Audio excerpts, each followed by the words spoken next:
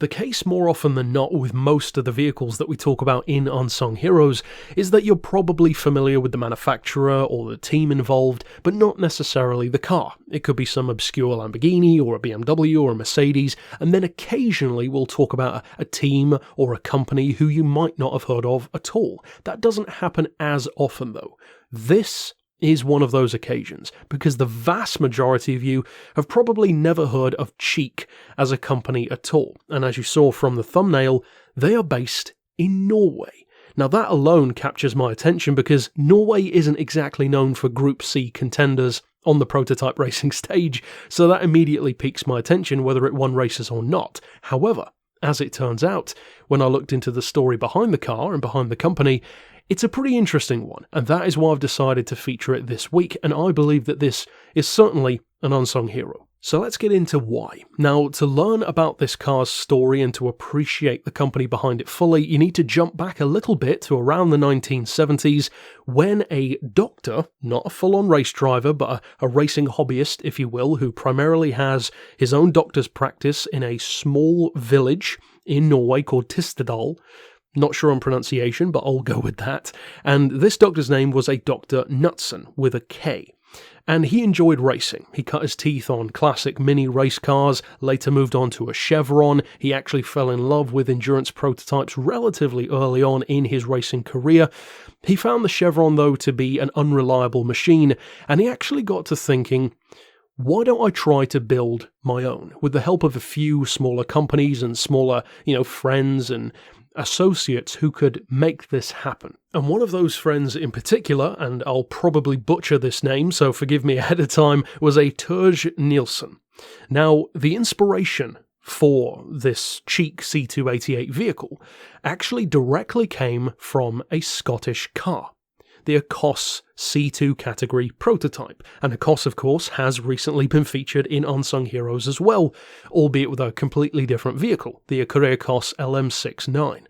Now, this inspiration actually went beyond just being inspired by the car. The doctor actually went and purchased some used Ecos body panels, as well as some epoxy cement and aluminium honeycomb in order to begin manufacturing his own one-off prototype. And of course, one thing led to another. He's still a busy man, but he managed to get the chassis complete, with help of course, in September of 1987. So things are going pretty well so far. They had plans initially to fit the car with a Cosworth BDG engine, a 2-litre, about 250 horsepower. As I said, this is hardly a Sauber C9 level machine in the C2 category, but that would have been decent for that kind of run, certainly for a test car, at least. However, another character comes on the scene by the name of Thor Holm. I mean, if there was any more Nordic a name, maybe Odinson, I guess. But he is a rallycross driver at the time, and he came in with what he was driving at the time, and he mentioned that this idea for a prototype deserves something better than this 250 horsepower Cosworth engine. In fact, he recommended a very different Cosworth engine, none other than the engine which powered probably the most infamous rally car of all time. I am of course referring to the Ford RS200, the Group B legend, which is as legendary as it is infamous. And so the plans were redrawn, the car was extensively redesigned and redeveloped, because now instead of 250 horsepower, it still had Cosworth power, but was running about double said power. So of course a new gearbox, the new engine inherently, and the vehicle itself had to be restructured and strengthened more to be able to cope with around a 500 horsepower monster turbocharged rally engine. Now, this to me is already badass. A Nordic car inspired by a Scottish prototype racer using American-European rally engine technology, racing on the world stage, or at least hoping to, in the iconic Group C category. This is a pretty cool little underdog. I mean, we haven't even got into testing the car yet, and it already sounds badass. Now, actually making the body for the vehicle, because again, this guy's a doctor, he doesn't have all the time in the world to work on the car, it took over 6 months to actually finish the body, and that, he said, was one of his least favourite things to do with the vehicle. Now, The vehicle was finished. It was finished in red initially, but testing couldn't happen until spring of 1990, primarily due to weather. They tried to get it done earlier, but it was snowing. No point in trying to drive a Group C car in the snow, despite the RS200 engine, of course. Now, in 1990, incidentally, in the early part, officially the company of Cheek Racing Cars was born. So it went from being just a garden shed racer to now being a garden shed racer with a name behind it, and of course that would allow him to potentially import parts and have much more credibility in the world scene moving forward. And that was the whole point, obviously, entering WSCC. And happily, by late 1990, the car was ready to go.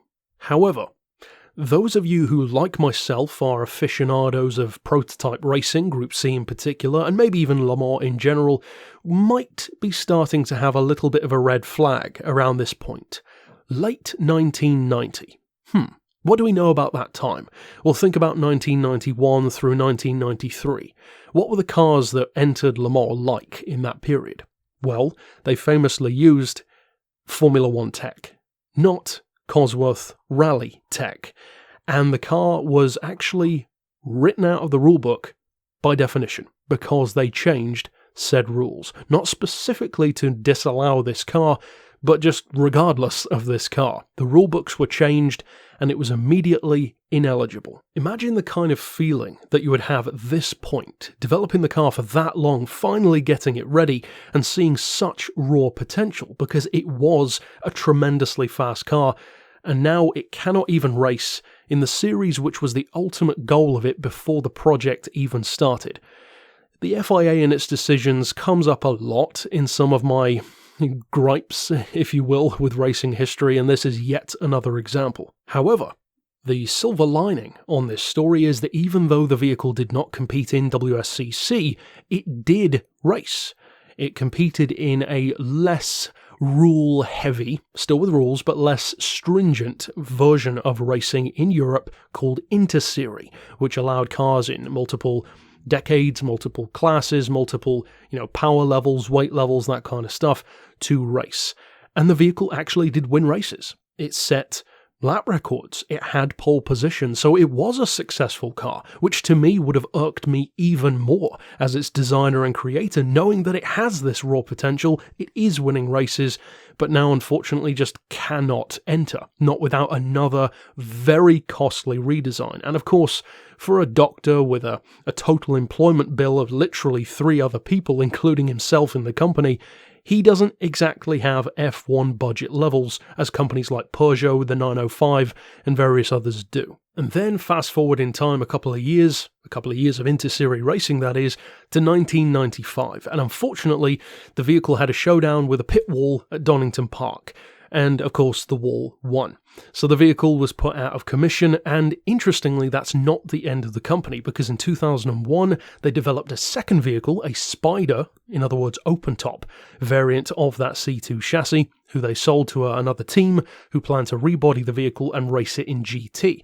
And even as recently as 2007 they had plans to release more chassis as well, except what appears to be the biggest learning curve for Dr. Knutson through the entire story of the C288 was perhaps to view racing as a little bit more of the hobbyist side of things, and not necessarily hoping for the absolute best outcome against the FIA, that's for sure. So ultimately, it's a car which is certainly an unsung hero as far as I'm concerned, and the 3 major things that I believe came together in a perfect storm for its downfall were its development was a little bit late, which can't be helped, that's just when it happened. The development process was a little bit too long, which again is completely justified given that that's not his main job, he's a doctor at the end of the day with only 3 employees. And finally, of course, the biggest nail in the coffin was the rewriting of the FIA rulebook, and ultimately it's that one which was the death blow to the project, because even if they'd have completed the car in 1988, they would have still had, a couple of years at best before the rulebook changed anyway. So best case scenario, the car still wouldn't have been around for that long, and probably wouldn't have been remembered that much more than it is now. But I, for one, am definitely glad that it did have some inter-series success at least. Victories, podiums, lap records, as I mentioned. And of course, if you would like to read some of the first-hand account of the owner and the driver, then I have linked an article, which I believe he wrote, either him or somebody who knows him very well, which you can check out down below, which covers a lot of the things that I mentioned, including a little bit more of the technical side, which I didn't get into in this video. Ultimately, if you are new to Unsung Heroes and if you'd like to support this car, maybe as one of your favourites or any of the other previous episodes, I would strongly suggest jumping over to the Discord server for the channel.